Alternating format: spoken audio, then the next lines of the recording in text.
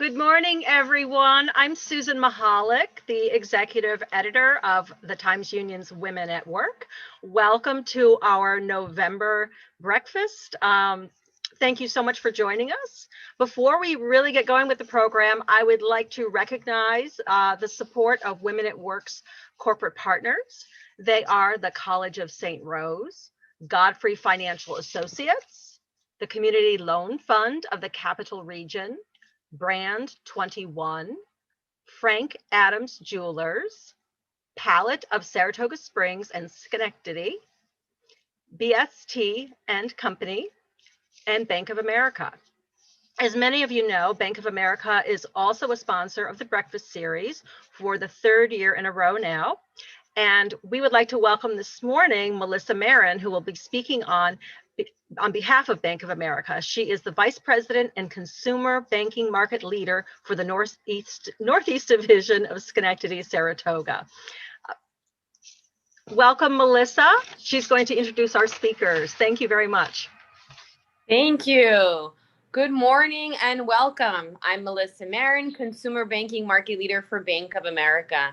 And I'm thrilled to be here this morning on behalf of my 600 local teammates across the Capital and Hudson Valley regions. I'm sure each of you are eager to hear from this morning's Women Who Lead speakers and learn about the challenges currently facing the arts community. I know I am. At Bank of America, we believe the arts matter and continue to invest in the arts and culture community to increase access to the arts throughout the region. They help economies thrive, help individuals connect with each other and across cultures, and educate and enrich societies. We support more than 2,000 visual and performing arts organizations worldwide that provide inspirational and educational sustenance, anchor communities, create jobs, complement school curriculum, and generate substantial revenue for local businesses. Our arts and culture program is a part of our company's commitment to grow responsibly while bringing value to the economy, society, and communities we serve. Today, we're pleased to welcome two leaders embedded within the Capital Region and arts and culture community.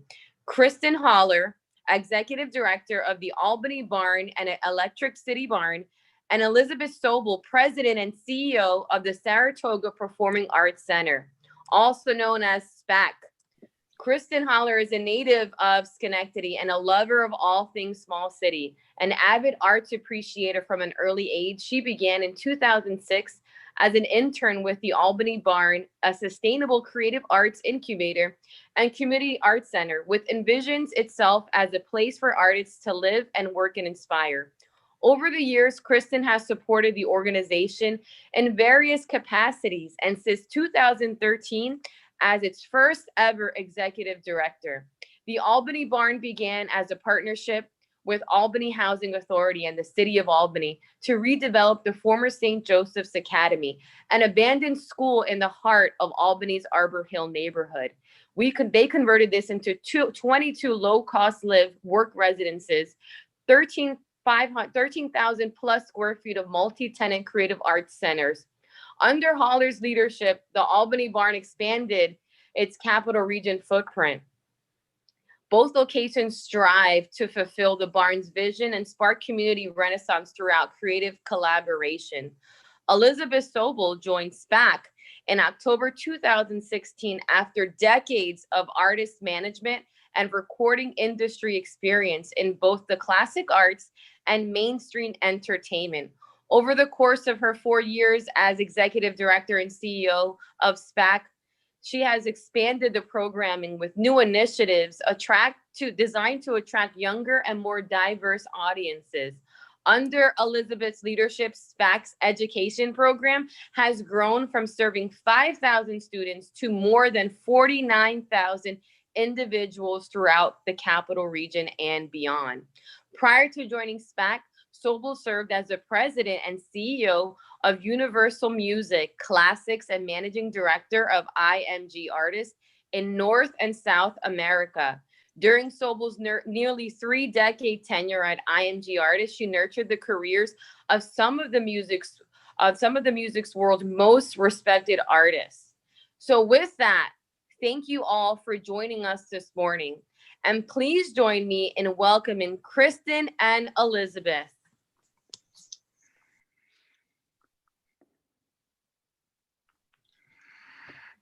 Thank you very much, Melissa. Elizabeth and Kristen, welcome. Women at Work audience members, please feel free to put any questions you have for our guests in the Facebook feed, and they will make it to me. And if you feel comfortable, I can ask you to unmute your mics and you can ask your questions directly. Or maybe I can't do that. Maybe we just have to get Facebook feed, because that's right, you're not on Zoom and I am. So just submit your questions and I'll ask them to the to our guests this morning. So I'm going to kick off with just a basic question for Kristen and Elizabeth. And we start with Kristen. Can you please tell us briefly what you see as the mission for your organization? I know it's ever evolving. Sure. So this is something we've actually spent quite a bit of time on since the opening of Albany Barn, because when we started, I think we were really hyper-focused on our immediate neighborhood around Albany Barn. And now that we have expanded and are thinking more regionally about our impact, I would say that where we fit in our mission is really to provide the technical assistance and to support the building of the infrastructure and culture to support a vibrant and inclusive creative economy in the capital region. Thanks, Kristen. And how about you, Elizabeth? I know there's been a lot of changes at Spac since you arrived there.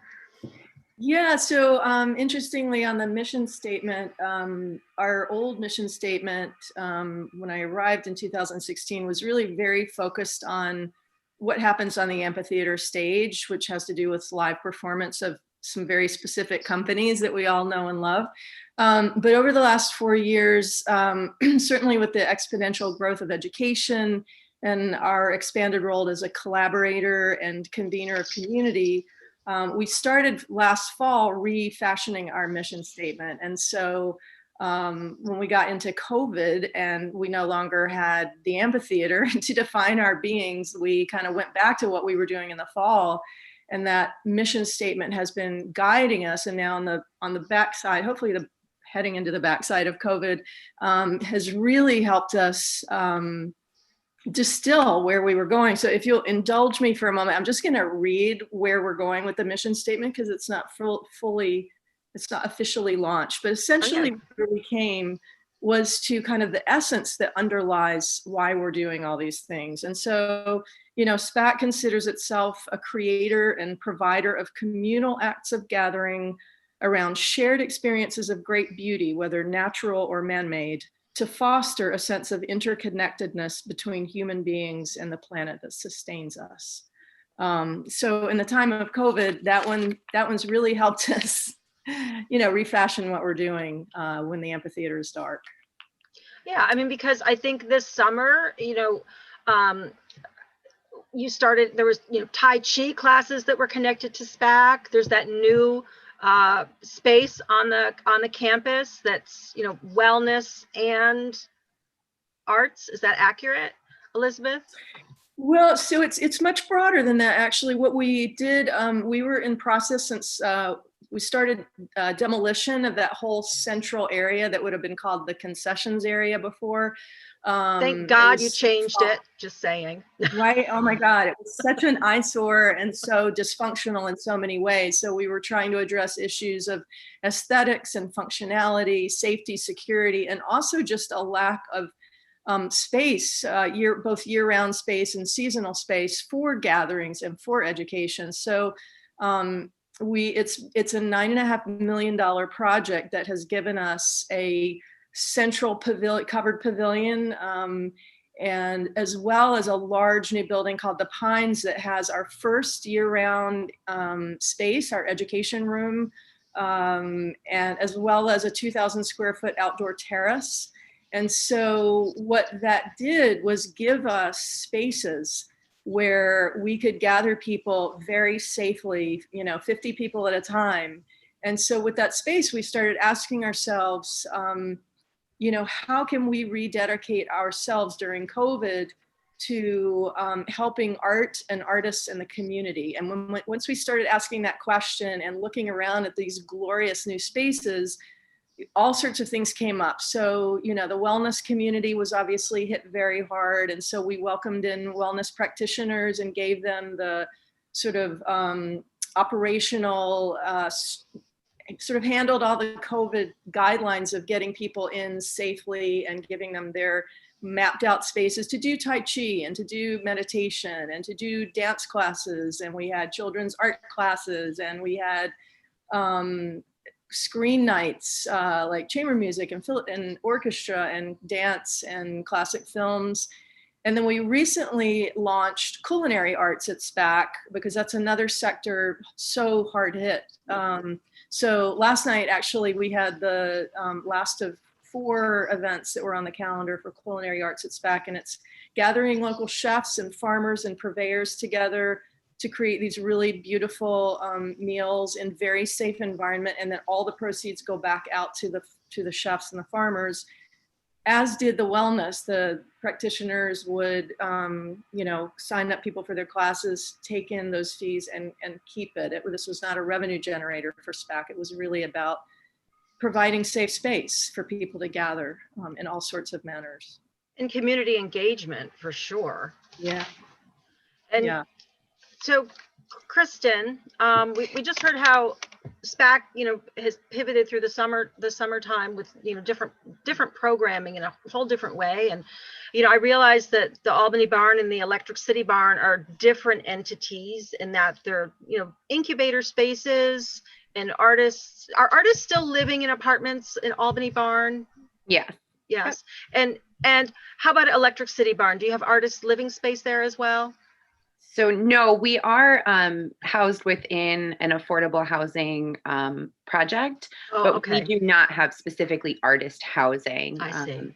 So I guess, you have, artists who are interacting with your space on a regular basis. How have things changed for those artists during the pandemic? Like, how are they managing? So this is, we deal a lot with our freelancer community. And if you're following any of the data collection and distribution around the creative economy, there are 16,000 plus creative freelancers working in the capital region. And that's sort of our niche of predominantly who we serve are those independent artists who are attempting to figure out making a career in the capital region art scene. And so you're absolutely right that we're a very different organization than Spac in terms of our operations, but everything that Elizabeth said rings so true for us, if not more so for the emerging artists that we serve, that we really took this as a call to action to serve the people that we are meant to serve, and to make a fast pivot to be able to support them, because they are among the most vulnerable. These are folks who are not on anyone's payroll. The nice thing is that some of them were able to get unemployment, but we have folks who are very much living examples of the gig economy. And so when all of your gigs are being canceled or are big question marks, and you're a person who's stringing your livelihood together from gig to gig, that's a really scary place to be in. And so as an organization, one of the first things that we did was look to our regular collaborators and figure out how it was that we could help. So in partnership with Albany Center Galleries, the Art Center of the Capital Region, and a few independent artists and artist collectives, including Collective Effort based in Troy, Acting with Aaron, and local poet D. Collin, and Creative Action Unlimited, which is a local theater troupe. We put together the Creative Impact Artist Relief Fund, which was run through the United Way. And we were able to raise funds to support more than 130 local artists with some small emergency funds to help them kind of bridge the gap or be able to invest in themselves during this time. as part of that program, we also opened up our web sales platform free of charge and free of commission to any artist who wanted to submit to sell their work, understanding that a lot of folks rely on in-person events and gatherings as a means of sales, and they don't have an e-commerce platform that they were working from. So rather than try to figure out how to scramble and get that set up and provide, 50 different artists the technical assistance to do that, we said, come bring your stuff here. We'll upload, we'll help again with all of that, the business aspect of things. So how do you handle shipping and getting things to people? We also worked with Collective Effort out of Troy and helped them to raise funds to start Collective Effort TV, which is a streaming channel that is producing content on a weekly basis. And it's a block of time where local artists can sign up for time to do demonstrations or classes or performances, and they're able to promote direct pay links, so their Venmos, their PayPals, their Cash Apps, to be able to generate funds and develop their audience while they can't be out performing or exhibiting their work under normal circumstances. So that was really our first effort, was to make sure that we were being responsive to that immediate need of freelance artists. Wow, that's amazing, Kristen, that you guys were able to pull that together. Did that happen pretty quickly and organically, or was it hard to marshal the resources to do that? It was a little bit difficult because we did have folks who were reaching out, and actually Aaron Moore, who's the lead teacher behind Acting with Aaron, he really spearheaded this whole thing and came to us and said, I just want to do something. Like, we have to do something. People are suffering, right? And that's the whole sort of kit and caboodle behind why Albany Barn exists, is because artists are those folks who want to mobilize and they want to help, but so often they are not supported well enough to be able to do that and have the flexibility, because they're stringing their own lives together gig to gig. So we got all together fairly quickly, and we're all event people. So it was a major mind shift of like, all right, we can't convene people in a physical space, and that's what we all do. And so we quickly realized we had to bring in some other assistance. So we got in touch with the United Way. They were beyond helpful in setting up the infrastructure of the online donations and managing the distribution of grants to artists. And so we convened a team to review applications and do the approval. We created the applications, but this really all came together very quickly. People really set aside, the needs of their individual organizations, and just like put their heads together and worked on this. So it did come together pretty quickly, but there were some challenges because we're talking about entire industries where folks are out of work. We're talking about food insecurity. We're talking about a public health crisis. And so when you chime in and go, but the arts, sometimes that's a little difficult for people to understand. And I was so, I am continuously so impressed and excited to hear Bank of America's understanding on a corporate level of how vital and important the arts are, because we all did it while we were in quarantine. We binged watched TV. We listened to our favorite songs as loud as we could. We got lost in a book.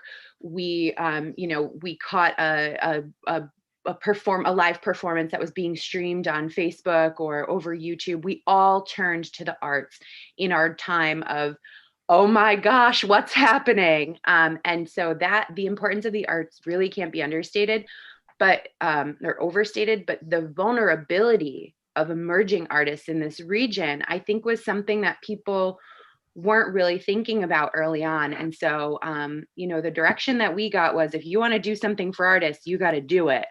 And so we did it because we knew that a lot of other efforts were being directed in very important ways to public health and food insecurity and all of those very, very important things. But yeah, this was a very grassroots collaborative effort of folks who just really understand the importance of supporting artists and making sure that artists can not just survive here, but thrive here. Awesome. Kristen, those efforts sound incredible. And points out, something that we talked about when we had our discussion previous to today about how important collaboration is to your organizations. I realize we're in an unusual time right now with the pandemic. In general, is it difficult to find collaborators? I know you guys need a lot of community support, business support. You can't go it alone. Is it easy to get people to come in and be collaborators with you? Elizabeth, I'll toss it back to you because we haven't heard your voice for a few minutes. Yeah, I think, since I moved to Saratoga in the capital region from the get-go, I found like a collaborative spirit up here that I hadn't found in my, in my other places that I had lived. And I think that that's been amplified and magnified now during COVID. I am honestly really moved by all the collaborative stuff. And Kristen, bravo to you, just incredible things that you were just, talking about. And yeah, I think that people are reaching out to each other to see how they can help. I think maybe even more than now, people want to just be there for each other. It's really we all keep talking about the silver linings, but I think that we're really realizing at the cellular level just how much we need each other, no matter who or what the organization is. Yeah, and I hope that level of support continues as we move out of the pandemic, and it will happen. We will eventually be past this. We have a question from one of our audience members. This is from Gemma Allen, who actually is on the Women at Work Advisory Board, and this question is for Elizabeth. And Gemma would like to know, how does changing the mission statement at Spac impact your approach to your traditional giving donor base? And what opportunities does this new mission bring you in the area of development?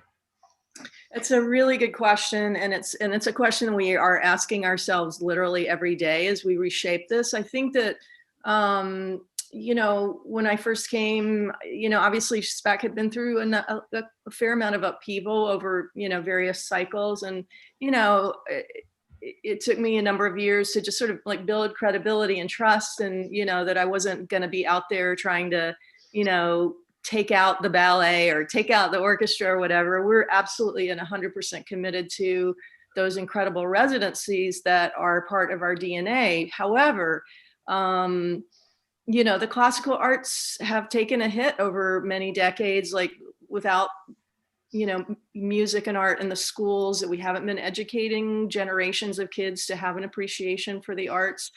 And so my approach has been expanding what we're doing and enhancing what we're doing rather than changing what we're doing per se. And so what I would say to you is that even just with the culinary arts recently, we've had a ton of new people coming through the door, not just for the events, but like perking up, like people who we've looked at their history, like they haven't been coming to Spac, all of a sudden they're coming for culinary arts because that's a different area. And particularly with the approach we're taking to culinary arts, it's not just about food, it's about sustainability and socially conscious cultivation and consumption. And so I think that going back to that mission statement, it's a broader, more inclusive statement that really speaks to the essence of what Spac does. So to the question, I believe it broadens the base of people who in the past were like, well, why would I support Spac?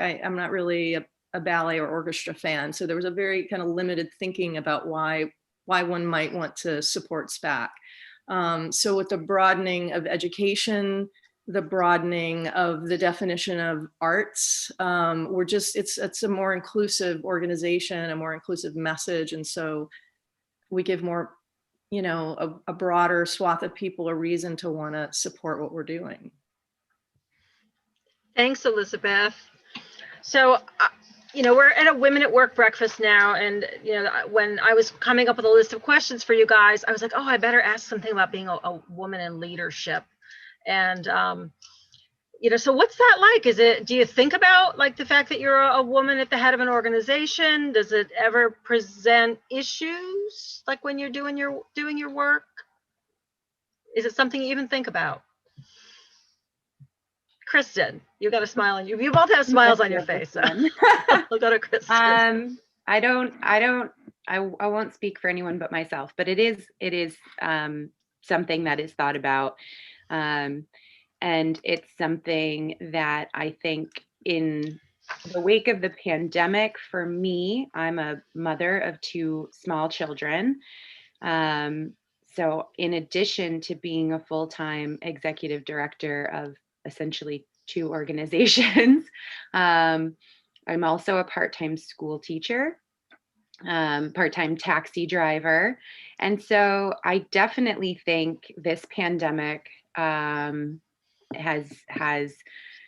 done a lot to really shed light on the burden that women bear when there is any kind of need in the family. Traditionally, I should say, there are certainly families that operate differently, but I have heard, and my experience has been that this has been a real challenge for women who are working and who are also raising families. And so I've definitely experienced that. There are some, I think there are some, if we can focus on the silver linings, there may be some silver linings here in dispelling some of the myths about women's ability to work and raise families, because some days I feel like it's not going well at all. And other days I'm like, I am crushing this. I got both kids out the door on time to school. They have all their backpacks, their snacks, their homework's done. I'm on time to my first meeting. I managed to get a cup of coffee in, and I can sail through my day. But I think when I was entering the workforce, I got all kinds of advice from, I have been fortunate to have really strong female leaders as mentors all throughout my career. But folks who would warn me about, planning to have your family and what type of toll that's going to take on your career. And I've been fortunate that hasn't been my experience, but I think there are some myths about, particularly mothers of younger children being a little bit risky to employ, especially in leadership positions, because there are just times when your mom job comes first. And certainly in the age of this pandemic, the unpredictability of it all does make it difficult. But the fact that we've all figured out working remotely, at least part-time, we have figured out how to blend, for better or for worse, our work lives and our home lives. And I do think that at the end of this, that maybe some companies will begin to look at more seriously how they support their employees holistically, and not just women, but parents of all genders, who need to be able to, like our companies had to pivot, as parents, we have to be able to pivot. We have to be able to take off the work hat for a second and go address an emergency at school. Or, each of my kids has been in for 2 COVID tests so far because they presented at the nurse with a sniffle, so it's a wild time. But I do think I am so inspired by the resiliency of women that I'm seeing. I'm so inspired by, I feel like, particularly women in leadership have been leading with this person first, like, let's reconnect, let's be collaborative, let's be here for one another, because we're all in this boat and we're kind of building it as we're floating it down the river. And so I've been really inspired by the women in leadership that I've seen, and it has not been easy at all times, but I do think that this is gonna really open a lot of people's eyes to the way in which women impact the workplace, and just the amount of responsibility that's taken on by working women who also have families. Thanks, Kristen. And Elizabeth, what are your thoughts on being a woman leader, either during it or not? Yeah, I mean, I would look at mine more like, so first of all, I do not have children, and I every day, like even before COVID hit, I've never understood how women can, there's so many powerful, amazing women in my universe who are, mothers, as well as just unbelievable executives or, partners in work and everything. I mean, I come from like a, both IMG and Universal were, I'm trying to think of a nice way to say this, like just testosterone infused organizations from the top down. And so learning to navigate that world has always, that's been a part of, I've had to just learn to be in that kind of environment for a long time. And so to the point that when I was recruited to go to Universal, and the business unit I inherited was like 80% men, 20% women. The 20% women were secretaries and assistants, and by the time I left, it was the reverse. But it wasn't like I went out saying I've got to hire women. I was looking for people who valued collaboration over competition, frankly, and who valued curiosity. And I just find that women bring that sense of care and curiosity and collaboration, tend to value those things in how they both take care of their families and take care of business, as it were. So I think that over the course of the pandemic, seeing my colleagues, struggling, confronting that sense of exhaustion that's just coming from the various layers of stress, below now the huge stress of COVID has been really, very, very moving, and makes us want to change the culture at Spac and wherever we can to give more support to women who are there, like basically doing 2 full-time jobs. So anyway, I hope we can make some changes when we come out the other end of this. Well, and I think that, just by being, like you said, women tend to be more collaborative than competitive. I noticed that in my own workplace, that, the guys are always like, we got to beat them. And it's like, you know what? I don't know that really matters. Yeah. We want to do the better job, the more in-depth job. Like, I don't really care that another media company got this first. We have a bigger platform. I'm not worried about it, but it's that competitive nature that I think that has been instilled. And, I can be a little bit competitive, but I'll be honest, like on the tennis court, I always just wanted to hit the ball. I didn't care if I scored a point, and that's just me, and is it because I'm a woman, or if it's because I'm me? I don't know. But I do feel that, that sense of collaborative nature that women bring to the table. And I've even had women on my staff say, gosh, I really appreciate that you understand that when my 9-year-old needs me, I need to be out the door. It's like, whatever it is you're doing here, for the most part, no one's going to die if we wait till tomorrow. This is not, obviously when you're putting on a performance, you got to get it on, the curtain has to open at a certain time. But there are times when we have to understand that this is not a make or break moment. So we can take a breath and take care of the thing that needs to be taken care of.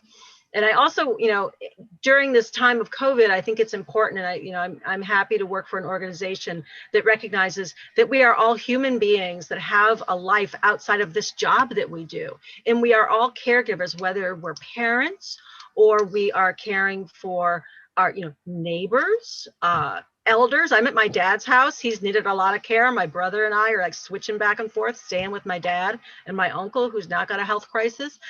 So it's like, we're recognizing the humanity in each other that I think we've kind of sometimes forget about in our day-to-day work. Like this life that we have doesn't exist outside, when we're at work, that doesn't exist. Well, that's not true. And I think this has given us an opportunity to see that. When we were having our conversation before today, we were talking about perceptions and reality about our organizations. And I guess, Kristin, what are some misconceptions that people might have about the Albany Barn and the Electric City Barn, and what's the reality of what's going on? As an organization that was named the Capital Region's best kept secret for 3 years in a row, which is simultaneously like an honor and we got to do better marketing.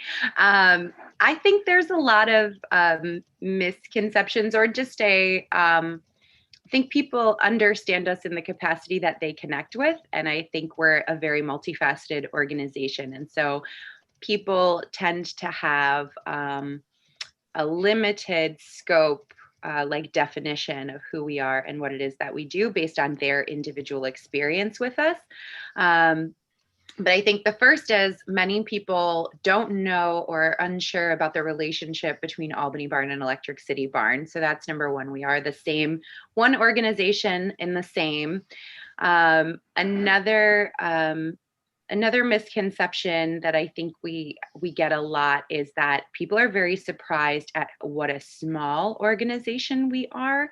And I think that is attributed Tell us how to, small. Tell us how small. We are small. So fully staffed, we had 5 full-time employees, and currently we are operating 3 facilities with 3 full-time staff, collectively combined throughout the entire organization.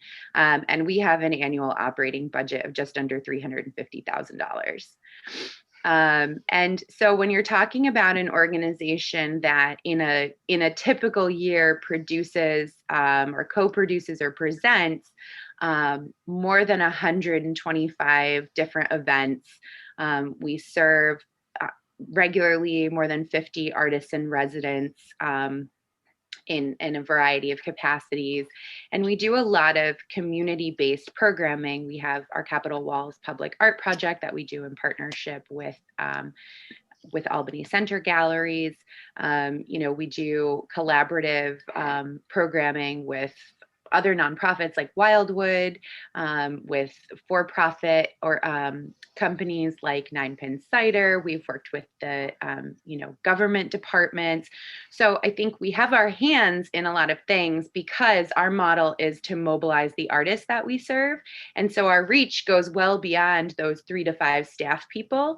And so Albany Barn, as an organization, is out in the community in a lot of spaces. And it does give us the appearance that we are maybe a bit of a larger entity. So I do find people are generally pretty surprised when they find out how small our staff is.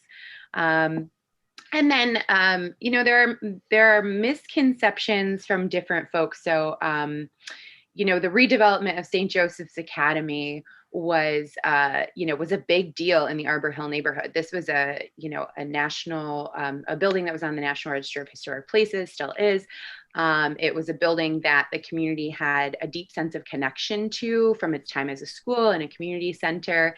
And we really took a lot of our direction from the Arbor Hill neighborhood development plan when we were figuring out how Albany Barn was going to operate in this space. But as with anything, communication gaps exist and people get their own ideas about what it is. So people walk by, and not so much anymore since we've been open about 7 years now in that space. But people used to say, oh, this is an art school, or these are luxury condos, or, so there are lots of misconceptions about what our physical spaces are and what our relationship to the community and what that looks like. Because again, as an organization, we tend to be, to put it in the context of a live performance, like we're the tech crew in black. Like we're not supposed to be at the forefront. We really try to put the artists that we're working with and the community partners that we're serving front and center. And so I think we're an organization that has a lot of misconceptions about what it is that we do, because really we are, we're the behind the scenes of a lot of different arts and cultural programming, and what we do for each project we work on is very different. Thank you, Kristen. And you guys also have makerspace, is that accurate? We do. So Albany Barn is 22 live-work apartments that are subsidized to be affordable live-work spaces for artists of all different varieties.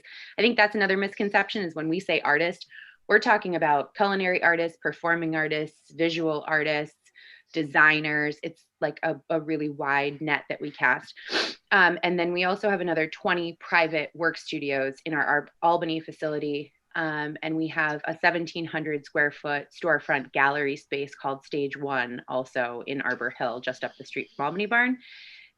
Electric City Barn is a membership model maker space. So we do offer project-based residencies as well as monthly memberships, and there's co-working space, but then also there's a wood shop, a metalworking studio. We have a screen printing shop, a fiber art studio, and a digital media lab, as well as a podcasting studio that just came online. Oh, those are all great assets for the community for sure. So Elizabeth, I'll toss you the question about, misconceptions or perception versus reality. And, you're kind of a legacy arts organization in the Capital Region. So what are some misconceptions that people have about Spac, and what are the realities?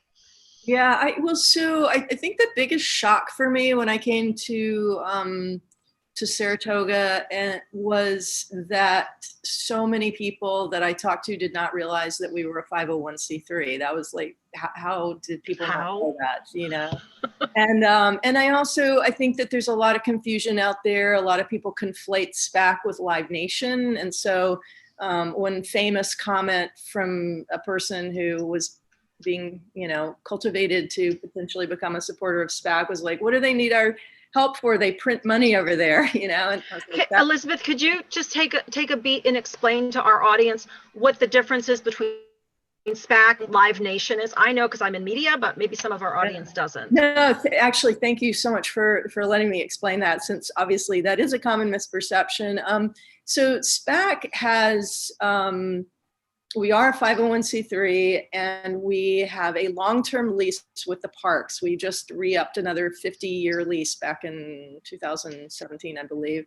And so we let me just, if I may, just sort of like give a little postage stamp, of what our existence is. We're roughly a $10 million a year operation, and $5 million of that comes from earned income, our own ticket sales, rentals, and Live Nation are a renter. They come in and they rent the space in order to produce shows. When the rock shows are on the backstage, it's because Live Nation has rented the space to present those events. Correct. And so therefore all of the, it's like the ticket sales, the beer sales, all of that goes to Live Nation. I mean, there is some minimal back-end participation, between us, but essentially they pay us a fixed rent every summer for, X number of shows. So, so that rent goes into our pot of earned revenue. And then the other $5 million we have to raise every year through charitable donations. And that is an enormous amount of money to be raising anywhere in the Capital Region. But, Saratoga is a city of under 30,000 people. And so that challenge is truly enormous. So that's one misperception. Another misperception is that some people think because we sit in the park that we get parks funding. We do not. We've been the beneficiary of some fantastic capital funds that have come our way to help upgrade our aging facility, but we do not get any operating help from the city, the state. We do get an annual NISCA grant, but other than that, we get no operating support from the city, the state, the county, the federal government. It's all like what we're able to raise on an annual basis, largely through major donor contributions and membership, and corporate underwriting. So it's an enormous challenge just making those numbers every year. And a lot of people do not realize that how costly the residencies that we put on are. The 4 weeks of programming we do with the ballet and the orchestra annually represent a shortfall of over $2 million. So when you think about 20% of our budget goes to underwriting 4 weeks of programming, there's not another arts organization in the world that does that. It's crazy, and yet we do it because that's part of our DNA, and it's what makes Spac special. I think that there's a lot of misperception about, certainly over the last 4 years. I was so thrilled that you guys included the education, what we've achieved in education, because honestly, that for me is the heart of what we're doing. And the fact that we've been able to grow from serving 5,000 individuals to now close to 50,000 throughout the capital region, not just in Saratoga, we are all over the capital region. And that to me is the heart of what we're doing. And then the community engagement, and that those ever growing or ever widening concentric circles. So for people, a lot of people still have that historical notion that Spac is the place where you go to see the ballet and the orchestra, and they don't understand not only these concentric circles of community engagement and education, but they also don't know how much expansion of programming we've done, from the live sessions at the Jazz Bar to our Spac on Stage series, which brings world and global beat artists to perform on the stage. The audience is on the stage with the performers. So we have a series where there's only 350 people and they're seated on the stage around the artists. You know, that was a new initiative in 2017. Allowed us to start bringing in, you know, artists across many different genres, many different cultural, you know, different countries, different musics, different genres and everything, which Spac had never done before. So we're trying to, and there are many more initiatives around programming that, you know, it just takes time for people to change their views about a legacy, you know, organization. But between the expansion of the programming and our role in the community, the infrastructure upgrades, not just this, the project I mentioned a while ago, is called the Pines. There are 3 different buildings. And that has been transformational, because just the campus itself, we've restored it back to its original sort of park-like beauty, opened up original sight lines so that there's much more space and aesthetically pleasing. But it's also the pavilion in the center, which has been the place where we've been able to host, you know, meditation and Tai Chi and art classes and dance classes, has really become the beating heart of what Spac has been this year.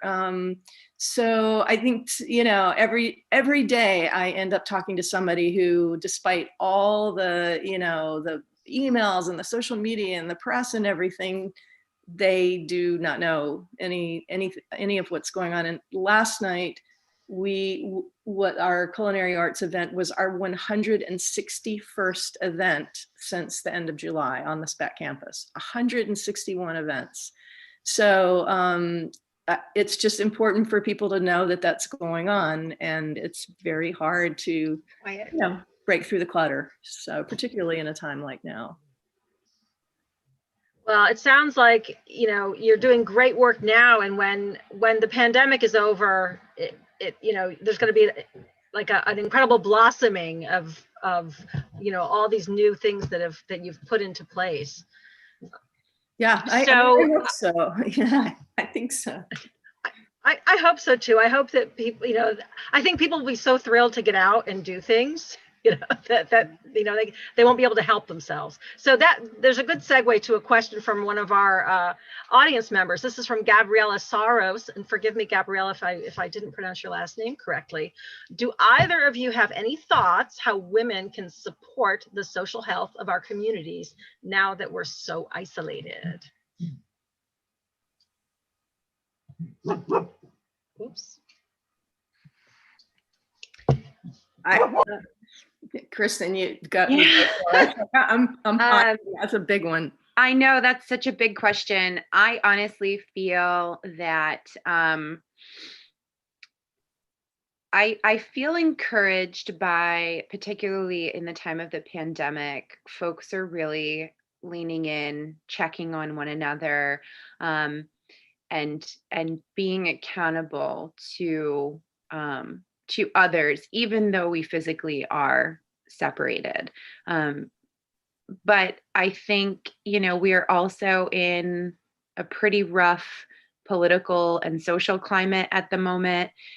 You know, we've seen a lot of traumatic events over the course of this past year. And so I think women, anybody, everybody who has a position of leadership and a platform to speak from and a seat at a table where decisions are being made, needs to and has an obligation to lead with people in mind, and to look around that table, virtual or otherwise, and make sure that if we're talking about a group or a community, that those folks are present, represented, that they are not just at the table, but are encouraged to speak first and to speak last and to speak often in between. Because I think in isolation, there are folks who are fine. They're like, I'm good. I'm going to read a book and binge some Netflix and I'm feeling great in isolation. And then there are other people for whom isolation is exacerbating ways in which they are already marginalized, in which they are not being heard, not being cared for. And so again, that, if I can lean into what we've highlighted, that women do have a unique ability to be collaborative and to think about the greater good in a way that removes competition and sort of self-preservation a bit more.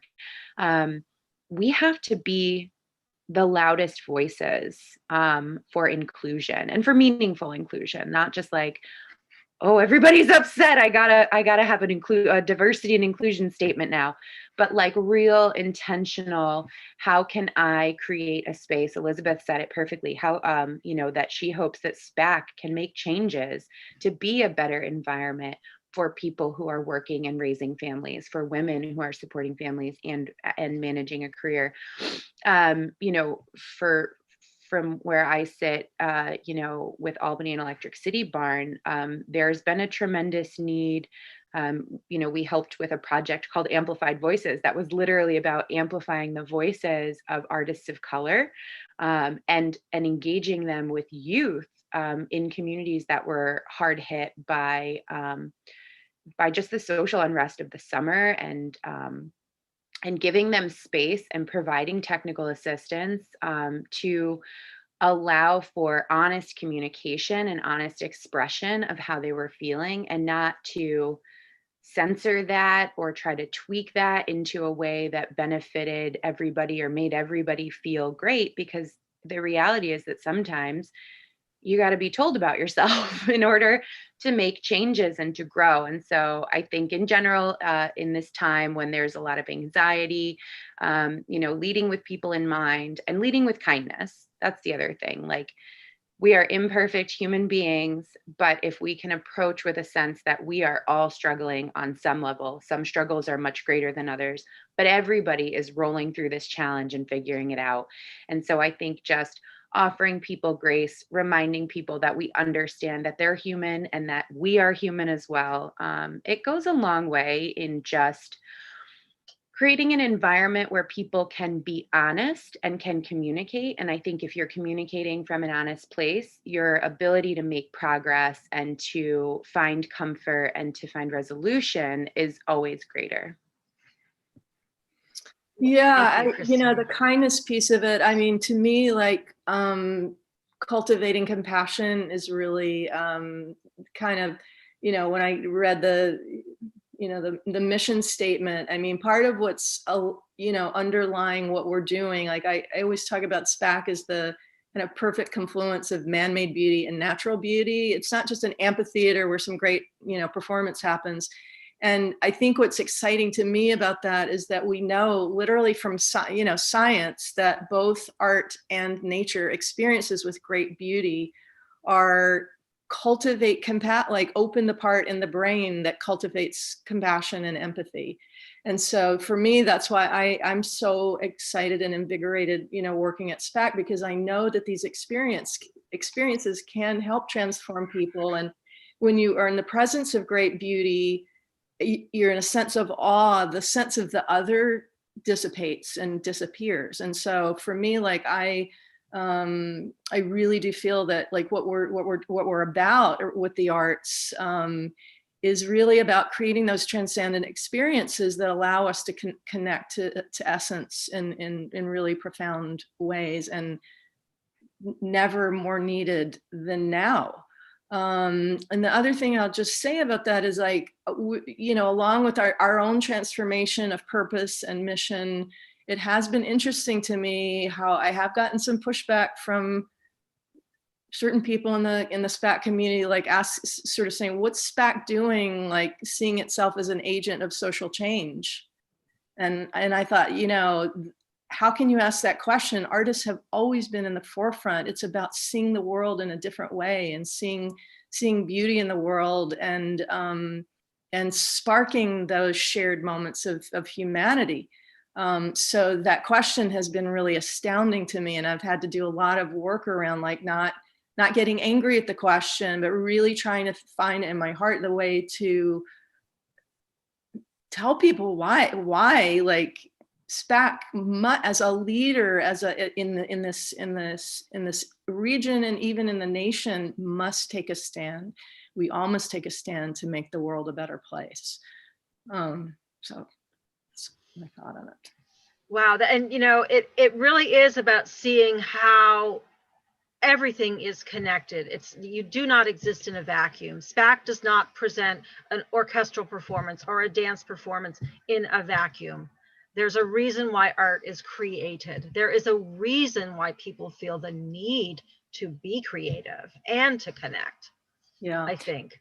Well, and I think that, it has been borne out. I'm sure, like Kristin, everything you're saying, like we're all having this where like, yes, food insecurity is huge. Like just the basic essential issues that have been, made bare to everyone's eyes. We cannot look away, but we also are seeing that the place where we're feeling that healing is through these shared experiences of art and beauty, and and that's what's been keeping us sane and connected and not sinking into that deep, crevice of isolation, So I think if anything, I'd like to think that art coming out of this, people are going to realize how precious it is, how necessary it is, and that we have to keep the flame burning. Definitely. So ladies, we're coming up on time. We have about 2 minutes left, but in our program, and I know everyone's got busy days. Are there any parting thoughts that you'd like to leave us with? Are there challenges that you're looking at down the road that you have to overcome, or are there some hopes that you have that you'd like to share with our audience? I mean, all I'm going to say is let's not go back to normal when we get out of this. Let's hang on to what we learned, and not just go back into safe routine, because that's what got us here. Oh, oops, barking dog. Sorry, Kristin. I think it's just, I'd like to echo again what Elizabeth said, that, I'm assuming if you tuned in today, it's because you already have an interest or an understanding of how the arts are important and how they influence not just artists, not even just arts patrons, but whole communities, regions, the culture of our country and of the world. And so if you are a person who understands that, arts organizations really need you in this time to share that knowledge and that understanding with others. As presenting organizations, especially some of our smaller venues are really struggling in this time. All of our arts organizations have had to make tremendous pivots. And I think, Elizabeth, I'm going to speak for you because I think it's probably true, but correct me if I'm wrong. We're almost always being asked to do more with less. Yeah. And that has never been more felt than right now. And so support a local artist, buy a handmade thing, sign up for that virtual event to support an arts organization or an independent artist.